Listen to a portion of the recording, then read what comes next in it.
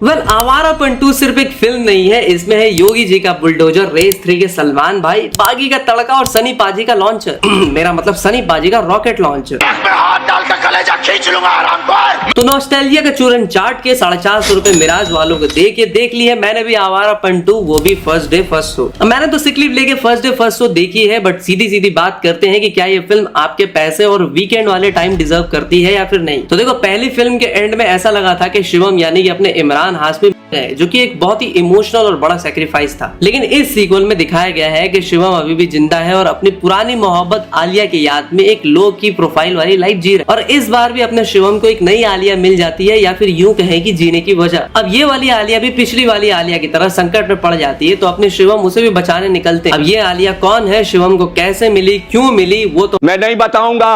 But कहानी तब आगे बढ़ती है जब एक इंटरपोल ऑफिसर उसे बैंकॉक में ह्यूमन ट्रैफिकिंग के गैंग को पकड़ने और बच्चों को बचाने के लिए मदद मांगता है। अब इन्हीं बच्चों में से एक 3 साल की बच्ची भी है जिसका शिवम से एक अलग नाता है। देखो, जब फिल्म की शुरुआत होती है तो इस डायलॉग से होती है कि तू अलग है, तू जुदा है, मगर याद रखना तुझमें भी खुदा है। लगता है कि कुछ बहुत ही तगड़ा सेटअप होने वाला है, बट पहली आवारापन जहाँ अपने डीप इमोशंस, दर्द माने कि सीधा दिल पे जख्म खाते हैं, जहाँ से गुजरते हैं टाइप होती है। भाई ये तो टट्टी है। भाई ये सीक्वल सिर्फ एक एक्शन मूवी बन के रह गई है। दिशा पता नहीं को देख करके लगता है कि साला बागी फ्रेंचाइज की कोई नई छाटू फिल्म देख रहा हूँ, बट इमरान हाशमी को देखकर अभिजीत की तरह मैं होश में आता हूँ और याद आता है कि भाई आवारापन 2 देखने आया हूँ। मतलब नॉस्टैल्जिया के नाम पे गांड फाड़ दी बेंच तो। पहली फिल्म में शिवम की आंखों में जो गहरा दर्द और गिल्ट था, इस बार लगता है कि वो सारा दर्द उसकी गांड में घुस गया। मतलब कैरेक्टर डीप डिप्रेशन में है, उसका दिल बुरी तरह से टूटा हुआ है, पर उसकी अंदरूनी फीलिंग्स दिखाने के बजाय डायरेक्टर सीधा उसके 8 पैक्स दिखा रहा है। भाई थोड़ी तो शर्म कर लेते। हाँ, ये कर लो पहले।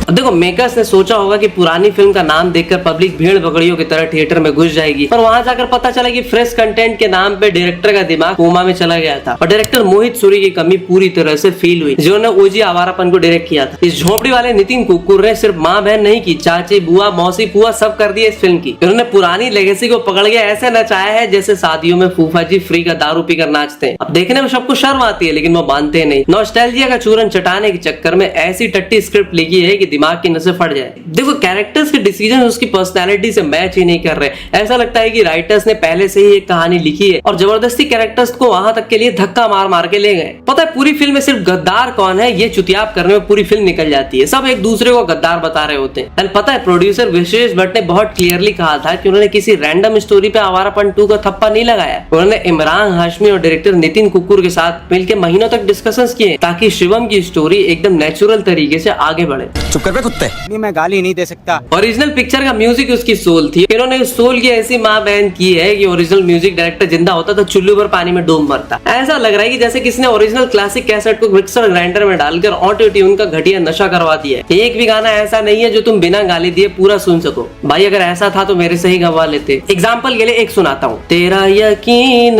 क्यों मैंने किया यूं ही बांग भरोसा हो गया, तेरी छोटी लुल्ली भरती रही चिलम, तूने क्यों की ये गुनाह, तेरा छोटा मेरा बड़ा।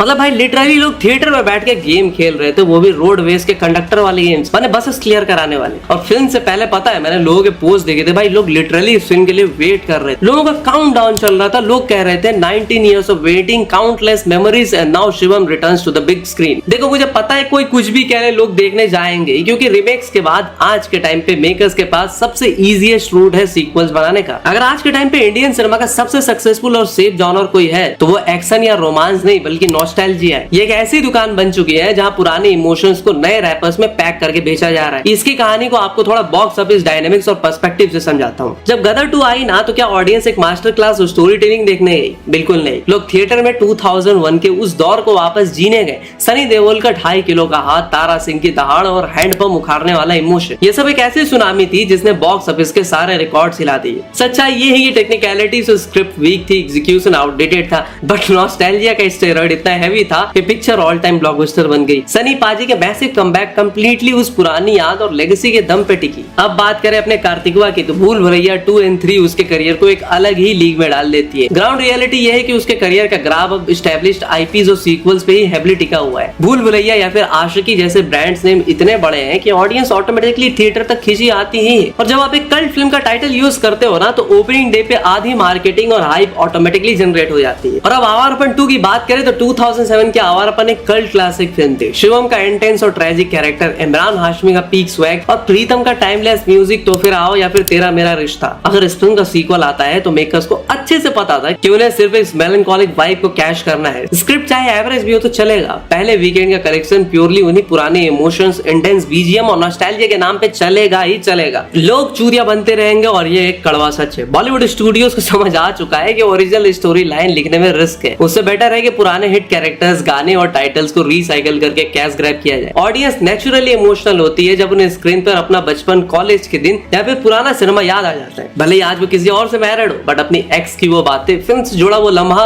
ये वो लॉजिक है जो स्क्रिप्ट के फ्लॉज को हॉल के बाहर ही छोड़ देती है। जब तक थिएटर में नॉस्टैल्जिया वाला इमोशनल नंबर और हाउसफुल बोर्ड्स लगते रहेंगे, तब तक हमें ऐसे ही सीक्वल्स मिलते रहेंगे। आजकल कंटेंट सेकेंडरी हो गया और पुरानी ब्रांड वैल्यू प्राइमरी। बस बाकी मैं आप पे छोड़ता हूँ, नॉस्टैल्जिया फील करना हो तो जा सकते हो, बाकी समझदार को इशारा अली खान काफी। मैं मिलता हूँ अगली वीडियो में, तब तक के लिए हर हर महादेव।